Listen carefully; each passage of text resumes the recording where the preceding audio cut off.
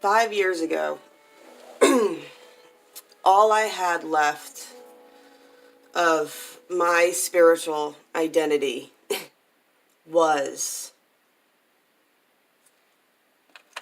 a pentacle that I had bought when I was 25 in Norfolk, Virginia.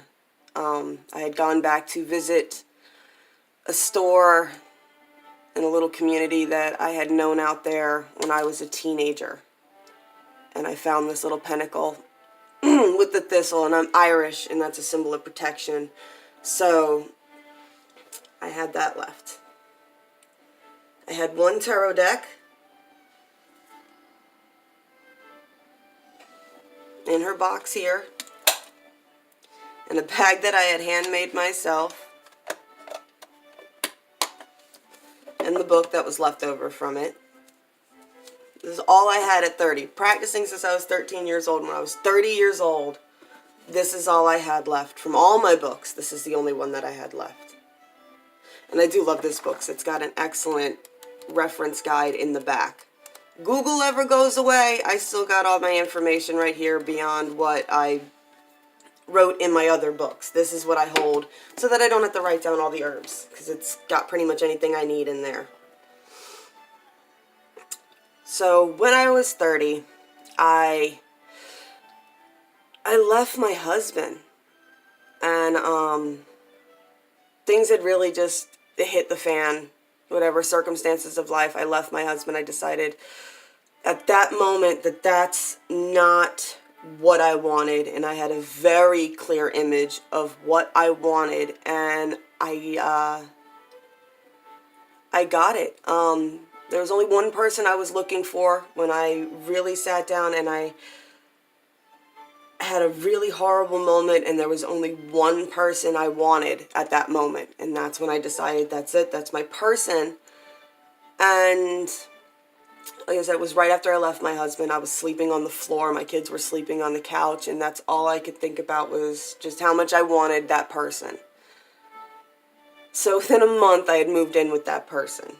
He was my best friend from when I was 19. It was never like that in our friendship until I made that click in my mind, and then I kissed him, and I made it click in his mind.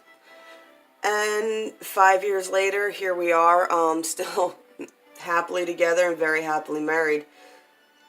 And him and his stability and having him gave me the strength to continue manifesting what it was I wanted in my life. And I started practicing yoga every day, and I started meditating every day, and I started doing new moon and full moon rituals, which is what I had been doing when I was a teenager, but I had stopped, mainly because I had a group of friends and they stopped, so I stopped. So I started doing my new moon and full moons every month, and I made it a point to ask not for money, but for abundance, and abundance in all things. Wealth, health, and happiness. You want all those things. So, I asked for strength to keep doing my yoga stuff. My husband got me a little bitty handheld electric Dremel because I liked crafting, and I started crafting glass then. And things just kept rolling from there. The more I crafted things, the more it kind of evolved. And then, the more my altar evolved, just in my desk area, that's my air representation. I made the glass. All the feathers have been found, or these long ones were a gift. And the rest of this was found either around my house or the nature trail. Earth. I got dried flowers from this summer in there. I got fire. And I got water, which is one of my favorite ones because I know I got stones in here. But these are all stones I collected from out of the water, and it might have been a creek. Like this one I know was from a creek in the mountains where my husband, I'm pretty sure, thought I was crazy because I was like crawling up this little cliff, which I really shouldn't be doing because I do have a bad back, but where the creek was coming down because I wanted to try and get someplace where no one else had been so I could find some of the sparklier rocks up there because you could find all kinds of gems in the Blue Ridge. But these were all just from moments where I was having a really good day. I was either at the beach or a river or fishing and I saw a nice rock and I picked it up because I wanted to bring that serenity of those water moments to my altar. And it's all about setting your intent. Everything you collect, the air, feathers from the air, and, you know, petals from plants for earth. And it was just focusing my intent more. So the more I focused my intent, the more things kept coming. And I kept working, and then I opened my Etsy store and I started selling some crafts, and then I started the Coven of the Silver Cord as a place to do tarot readings.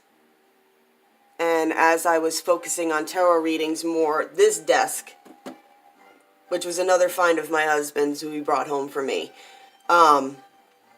came for me so that, you know, as soon as I thought about needing a place that I wanted to do videos, a desk appeared for me to do videos on. You know, decks of cards came when I started reading tarot. People were just giving me cards of decks. When I really wanted to focus my energy, a friend started sending me crystals in order to help enhance my readings and enhance my my space. And it's been a non-stop focus, and it's been constant rituals. And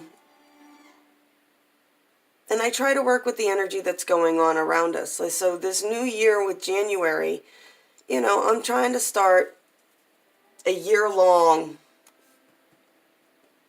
you know, specific pattern of rituals this year to go along with the moon and to go along with the energies that we're going to be facing this year. So that by the end of the year, you should be feeling it. You know, you should be tapped in and tuned in. And if you've been doing the rituals and you've been really opening yourself to these energies, you'll feel the change within a year. I promise you, you will. So, yeah.